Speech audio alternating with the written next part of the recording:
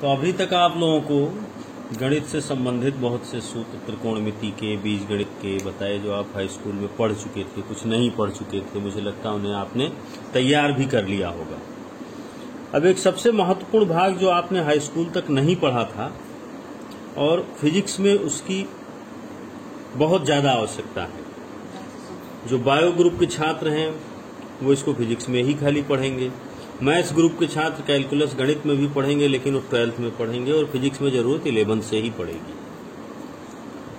तो इसलिए कैलकुलस जितनी फिजिक्स में आवश्यकता है उतना हम आपको बताते हैं, और इसको बहुत ध्यान से आपको समझना है, क्योंकि इसकी बहुतायत फिजिक्स में इसकी आवश्यकता पड़ेगी। देखिए, कैलकुलस के दो भाग होते हैं, अवकलन और समाकलन। तो पहले अवकलन पढ़ते हैं। अवकलन का मतलब डिफरेंशिएशन। डिफरेंशिएशन का सामान्य मतलब तो ये हो गया कि किसी वस्तु को बहुत छोटे छोटे भागों में विभाजित कर दिया जाए, उसे कहते हैं डिफरेंशिएशन। अब जैसे देखिए,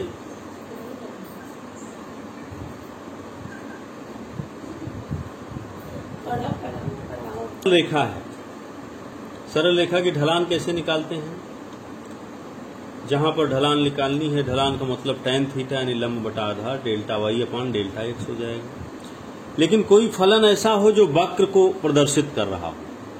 अब इसमें किन्हीं मान लीजिए ए और बी बिंदु के बीच की ढलान निकालनी है, तो delta Y upon delta X तो लिख देंगे, लेकिन ये जो बीच में परिवर्तन हुए हैं इनका निरूपण इसमें नहीं हो पा रहा है।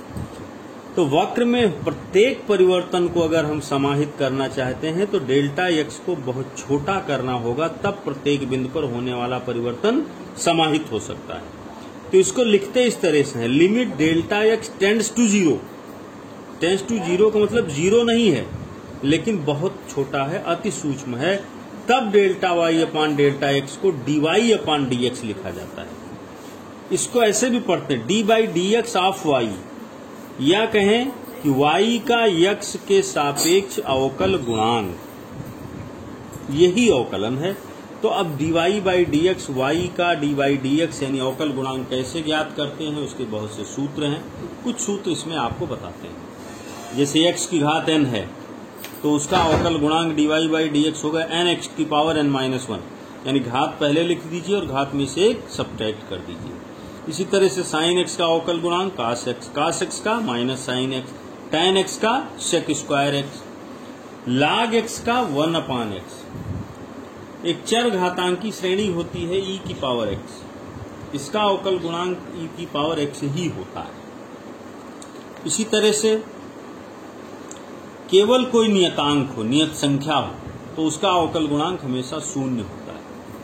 कोई फलन अगर किसी नियतांक से गुणा किया गया है तो वो नियतांक एज इट इज वैसे ही रह जाता है, और उस फलन का जो आपने सूत्र पढ़े उसके अनुसार अवकलन कर दिया जाता है। इतने सूत्र आपको कम से कम याद रखने हैं। इसमें कुछ उदाहरण हम बताते हैं आपको। जैसे x की घात 3 है, इसका x के सापेक्ष अवकल गुणांक निकालना है। तो सूत्र क्या था? घात पहले लिखें और घात में से एक घटा दें, यानी 3x स्क्वायर। अब 1 अपान एक्स का निकालना है तो क्या होगा? इसका तो कोई सूत्र पढ़ा नहीं, तो इसको पहले ऊपर लाइए तो कितना हो जाएगा? x की घात -1। अब घात वाला सूत्र x की पावर n का सूत्र आप लगा दीजिए। तो -1 घात पहले लिखे और घात में से एक घटाएं, तो -1 से एक और घटाएंगे तो कितना हो जाएगा? -2। अब इसको लिख सकते हैं, फिर इसको घात को नीचे ले आए तो -1 अपान एक्स स्क्वायर। इसी तरह से आप देखिए, कोई फलन है y बराबर 3x³ plus 4x square plus 3x plus 2, नियतांक 3 वैसे ही रहेगा, घात पहले लिखेंगे तो 3 × 3 9, घात में से एक घटाएंगे तो x स्क्वायर। इसी तरह से यहाँ पर 8x। इसी तरह से x का अवकल गुणांक 1 हो जाएगा, केवल 3 बचेगा, और 2 जो नियतांक है इसका अवकल गुणांक 0 हो जाएगा। इसी तरह से एक फलन है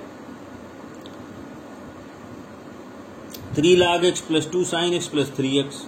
3 वैसे रहेगा, log x का 1 अपान x, 2 वैसे रहेगा, sin x का cos x, और x का 1 हो जाएगा तो केवल 3 रह जाएगा। अब इन्हीं पर आधारित ये कुछ प्रश्न आपको हम दे रहे हैं। इसमें y का x के सापेक्ष अवकल गुणांक निकालिएगा। और जो फिजिक्स का ग्रुप है उस पर इसका सलूशन आप डालिएगा। जो नहीं होगा तो कल आपको ये बताया जाएगा। धन्यवाद।